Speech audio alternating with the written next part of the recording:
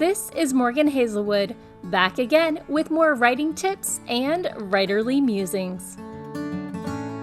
Today, I'll be discussing who else, secondary and minor characters. So, us writers, we know all about our main character or characters. They're who our story is focused on.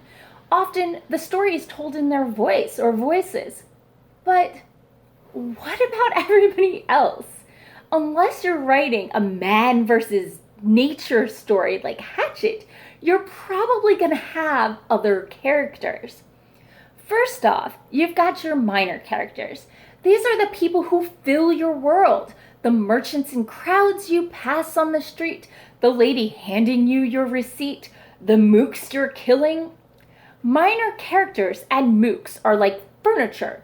They exist to boost your plot or react to your major characters. But tip, don't make them cookie cutter stereotypes. If you have a default mental image of this minor character, question it. Do they have to be male or female? A particular race, a certain age, physically fit and neurotypical? If not, try to vary it up. The real world is filled with variety, and your world should be too. Some go-to minor characters are mothers or off-stage authority figures. Explaining things to your parents or your boss is a great way to get info dumps out. Love interests, or at least minor flirtations, and minor characters with scene-stealing personality. Those are just fun to write.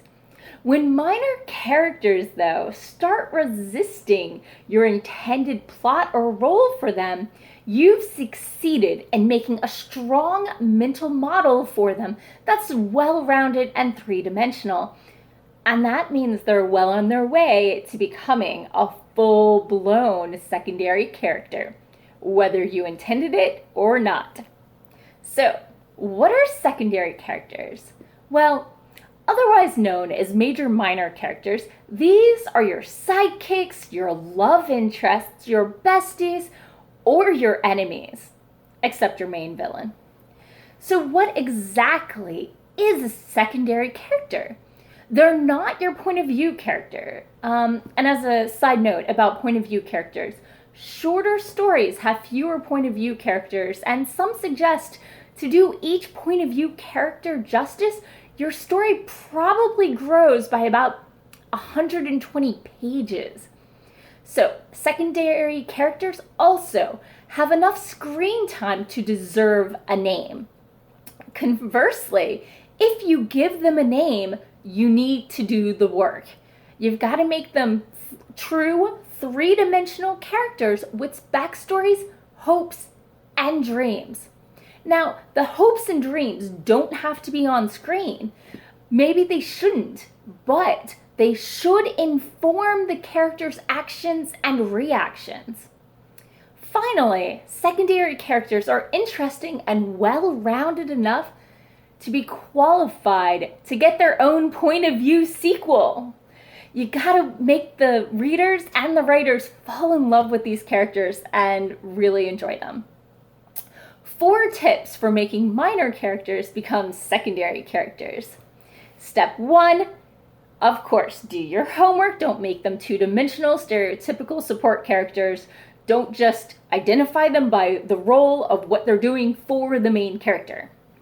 2, have a character Bible so you can keep track of all the details you don't necessarily put on paper and all the ones you do. You don't want 3 books later to be told, the eye color has changed 4 times and they grew 3 inches. So, tip 3, remember, just because you're interested in everything about your world and your secondary characters doesn't mean the reader is. Leave out as much as possible so you can leave room for that character to get their own book. And also, you don't have to spell everything out, but having that knowledge really helps round out your character. Tip 4, remember that their life still keeps going even when they're not on the page. You've got to have consequences, aging, reactions to things that don't involve the main character. So, these are my tips on secondary and minor characters. This post is based on notes from the Writing Major Minor Characters panel at Balticon 51. The panelists were Dr. Claire McCaig, John Walker, Jamila Brinkley, S.M. Sterling, and Mark Van Neen. Yes, that's his real name. Do you have any tips I missed? Any favorite go-to characters? Feel free to leave a note. I hope these tips help. Good luck filling out your world.